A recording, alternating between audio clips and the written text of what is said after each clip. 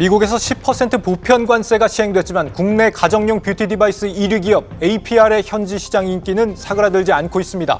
업체 측은 늘어나는 수요를 감안해 아직까지 관세 부담을 가격에 전가하지 않고 있는 것으로 나타났습니다.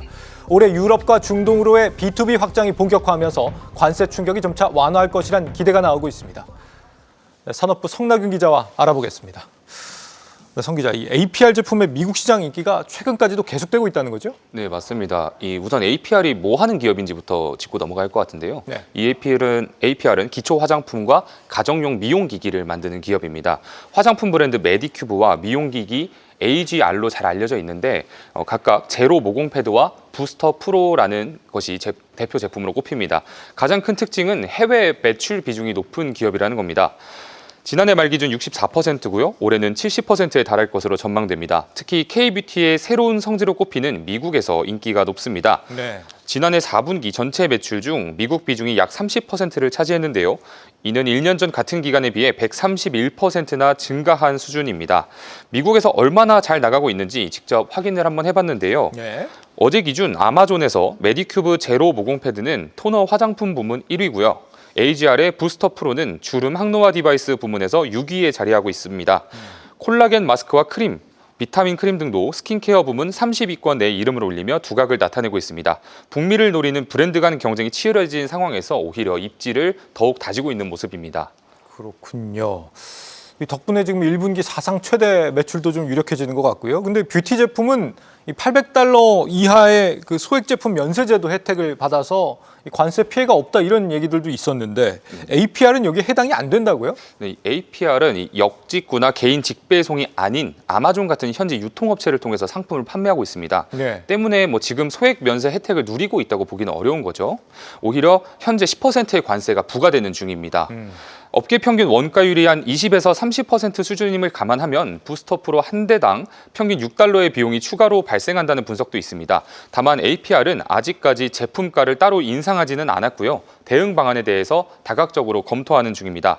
시장에서는 이 관세 이슈에 큰 영향을 받지 않을 것으로 보고 있습니다. 네. 화장품이 필수 소비재로 꼽히는 데다가 미국 시장 내에서 가격 경쟁력이 있기 때문입니다. 일례로 미국 주요 화장품 편집숍에서 판매되는 이 메디큐브 제품은 $10에서 $20 사이입니다. 과거에 미국 소비자들이 주로 사용하던 프랑스 그리고 미국의 스킨케어 브랜드 대비 2배 이상 저렴한 겁니다. 이에 대해서 회사 측은 가격 경쟁력뿐 아니라 혁신적인 제형, 효능을 입증받은 제품력 등도 인기의 비결이라고 설명했습니다.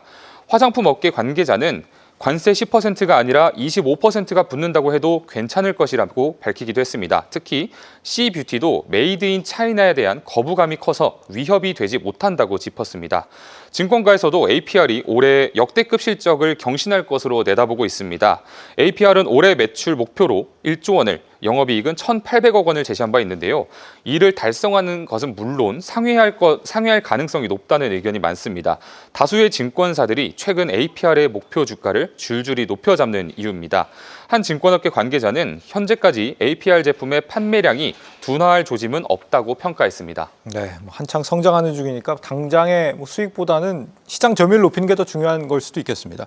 아무래도 이제 미국 매출 비중이 다른 뷰티 기업들보다 훨씬 더 높은 기업이라는 점이 관세 문제에 더 예민하게 반응할 수밖에 없는 요인이 될 것 같은데 다행히 올해 다른 지역에서 확장을 본격화한다는 거죠? 맞습니다. 이 APR이 미국뿐 아니라 다른 해외 시장에서도 저변을 계속 확대하는 중입니다. 예. 앞서 짚어드렸던 이 매출 비중을 더 자세히 살펴보면요. 내수와 북미를 빼도 홍콩 9%, 일본 7%, 중국 2%, 기타 6% 등으로 구성됩니다. APR은 지난해부터 영국, 스페인 등 유럽 현지 유통업체들의 제품을 공급하고 있는데요. 회사 관계자는 유럽과 중동에서도 집계할 수 있는 수준의 실적이 나타나면서 기타 지역 매출로 새롭게 분류했다고 강조했습니다. 미국을 등에 업고 유럽과 중동에서도 입지를 넓혀가는 중이란 뜻입니다. 판매 채널도 다양합니다. 지난해 기준 채널별 매출 비중은 자사몰 42%, 온라인 24%, 오프라인 11% 등입니다. 정리하자면 상장 전부터 진출해 있던 북미에서 체급이 높아지는 동시에 새로운 판로를 뚫고 있고 판매 방식도 다각화하고 있는 겁니다. APR이 지금 상장한 지 이제 1년밖에 안 됐고요. 뷰티 디바이스가 나온 지도 한 5년 정도밖에 안 된 것 같은데 벌써 세계 시장을 주름잡고 있다라는 거 아니겠습니까? 창업자가 어떤 사람이에요? 현재 APR을 이끌고 있는 김병훈 대표가 창업주인데요. 네. 김 대표는 1988년생으로 아직 30대입니다. 굉장히 좀 센세이셔널한 부분인데 중국에서 우리나라 화장품이 돌풍을 일으키는 것을 보고 지난 2014년 25살의 나이로 회사를 만들었습니다. 창업 2년 후에는 메디큐브를, 3년 후에는 패션 브랜드 널디를 론칭하면서 덩치를 키웠고요. 이 시기에 포브스가 선정한 아시아에서 영향력 있는 30세 이하 리더에 오르기도 했습니다. APR은 코로나가 창궐하면서 본격적으로 성장 가도에 올랐습니다. 이때 대부분 사람들은 모임도 안 나가고 집에 주로 있었잖아요. 예. 그 소비력이 APR의 제품으로 쏠렸습니다. 양대 사업군인 패션과 뷰티 부문이 동시에 급격히 성장하게 된 겁니다. 여기서 멈추지 않고 2021년에는 뷰티 디바이스로 발을 뻗었습니다. 뷰티 업계 내에서 블루오션을 새로 발굴한 건데요. 고가의 제품들만 즐비하던 시장에 채 100만 원이 되지 않는 상품을 공급하면서 소비자들의 호응을 얻었습니다. 지난해 2월 유가 증권 시장에 이름을 올린 이후 올해 들어서 연간 실적이 발표되면서 주가도 본격 오름세를 타는데요. 앞서 말씀드린 것처럼 APR을 보는 증권가의 전망이 밝은 상황입니다. 오는 5월 초에 나올 1분기 실적 수준이 시장의 기대치를 충족시킬 수 있을지 주목됩니다. 네, 산업부 성나균 기자와 미 현지 시장에서 APR의 최근 성과 업데이트 해봤습니다.